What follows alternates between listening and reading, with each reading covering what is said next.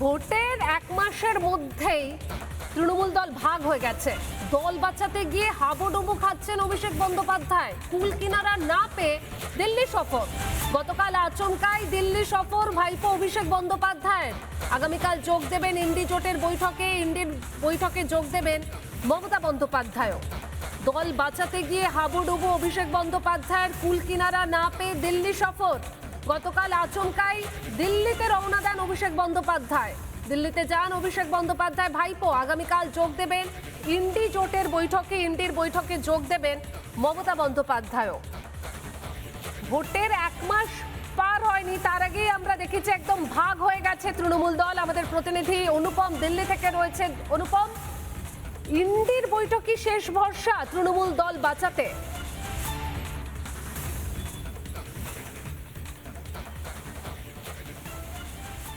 দেখো, তোমায় জানিয়ে রাখি যে তৃণমূল কংগ্রেস এই মুহূর্তে যথেষ্ট অস্বস্তিতে রয়েছে।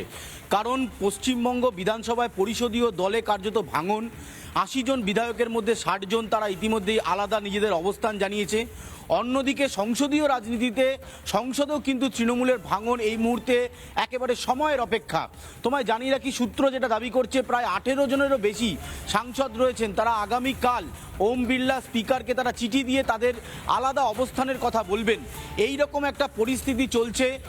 কলকাতা থেকে প্রায় ১৫০০ কিলোমিটার দূরে এই মুহূর্তে এই সলতে পাকানোর কাজ কিন্তু চলছে।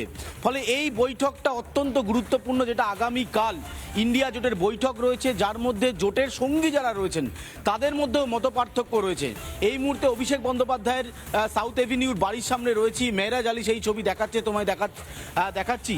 অভিষেক বন্দ্যোপাধ্যায়ের এই বাড়িতে আজকে সকাল থেকে কোনো সাংসদ এখনো পর্যন্ত আসেনি। এমনকি কোনো বিরোধী রাজনৈতিক দলের, অর্থাৎ যারা জোটের সঙ্গী রয়েছেন, তারা কেউ কিন্তু এখনো পর্যন্ত অভিষেক বন্দ্যোপাধ্যায়ের সাথে দেখা করেনি।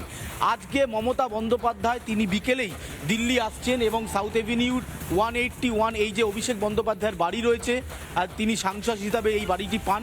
এই বাড়িতেই আজকে মমতা বন্দ্যোপাধ্যায় আসবেন। তবে তৃণমূল কংগ্রেসের যারা রাজ্যসভা এবং লোকসভার সাংসদরা রয়েছেন, তারা এখনো পর্যন্ত কেউ কিন্তু অভিষেক বন্দ্যোপাধ্যায়ের সাথে দেখা করতে আসেননি। ফলে গতকাল তুমি জানো, গত পরশুদিন তৃণমূল কংগ্রেস তারা নতুন করে সংগঠনকে সাজানোর কাজ শুরু করেছে। অভিষেক বন্দ্যোপাধ্যায় দলের সর্বভারতীয় সাধারণ সম্পাদক এতদিন ছিলেন, তার ওপর দল ভরসা করতে পারছে না, তাই অভিষেক বন্দ্যোপাধ্যায়ের সাথে আরও দুজনকে রাখা হয়েছে।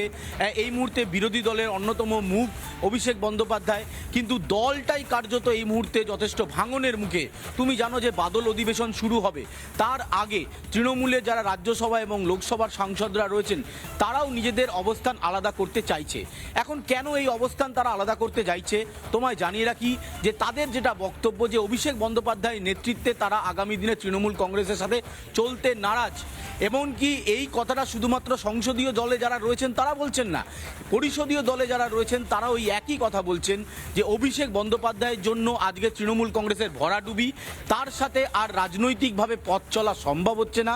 সেই কারণে সংসদেও কিন্তু তৃণমূল কংগ্রেসের ভাঙন এই মুহূর্তে একেবারে অব্যাহত। তোমায় জানিয়ে রাখি, আমরা 18 জন বলছি, সংখ্যাটা আরও বেশি যারা এই মুহূর্তে আলাদা করে নিজেদের অবস্থান আগামীকাল খুব সম্ভবত যারা যিনি স্পিকার ইন্ডির বৈঠকে যোগ তো দেবেন মমতা বন্দ্যোপাধ্যায়, অভিষেক বন্দ্যোপাধ্যায়, কিন্তু দল বাঁচাতে আদৌ পারবেন কিনা সেটা একটা বড় সড় প্রশ্ন চিহ্ন। আপাতত ধন্যবাদ তোমাকে অনুপম। নানা ধরনের কন্টেন্ট দেখার জন্য লাইক করুন, শেয়ার করুন আমাদের ফেসবুক পেজ, সাবস্ক্রাইব করুন আমাদের ইউটিউব চ্যানেল।